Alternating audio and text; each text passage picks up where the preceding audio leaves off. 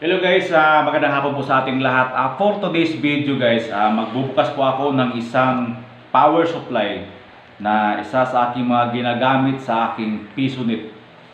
Ang brand po dito is InPlay. Nabili ko ito sa InPlay Girls sa Shopee sa halagang 1,172. Klaro ba?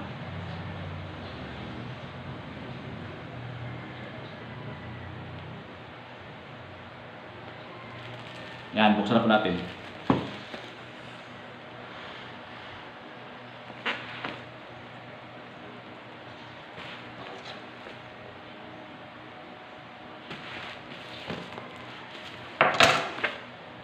GNT yung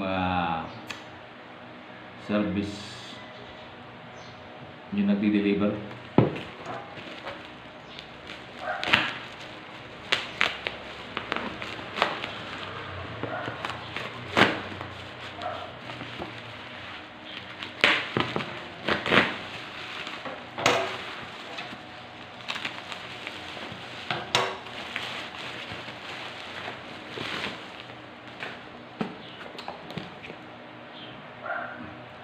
Guys, ito yung brand niya, InPlay GS 550. Meron siyang AP plus bronze.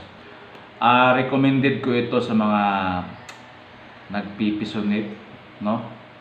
Lalo na pang gaming, medyo mas okay siya. Although abot siya ng 1,000 pero mas okay siya.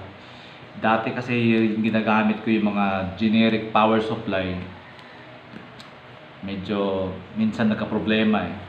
Ito, so buksan natin.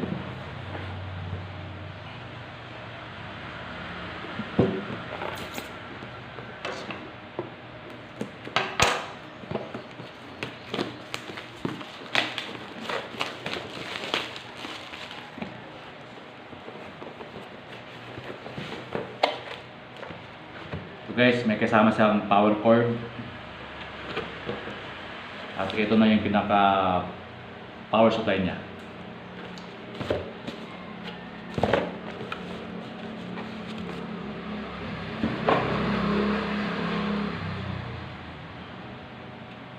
Ito, paano ba to?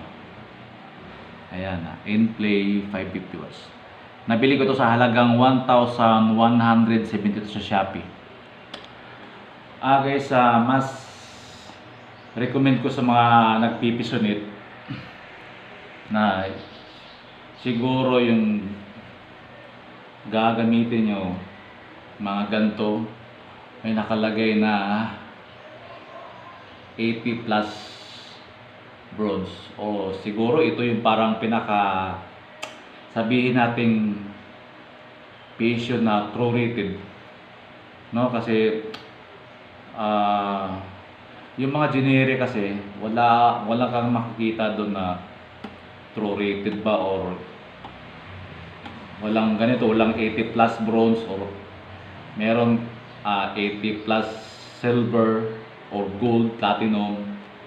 So masasabi ko ito yung mga hindi naman gaano pinakamaganda. So mas okay to na mayroon siyang 80 plus bronze, sabihin natin true rated, kaysa mga generic. Talagang napansin ko kasi generic eh,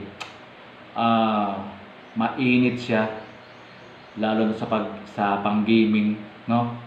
So I recommend na ito yung gamitin nyo na merong 80 plus bronze. Hindi naman siya ganong mahal, nasa 1,172 lang.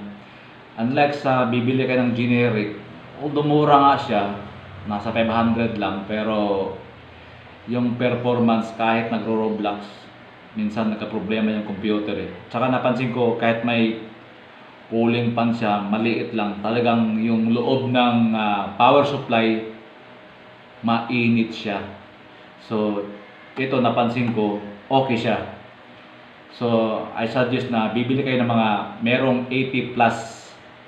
Ito 80 plus bronze, ito yung parang pinakamababa yata sa ano.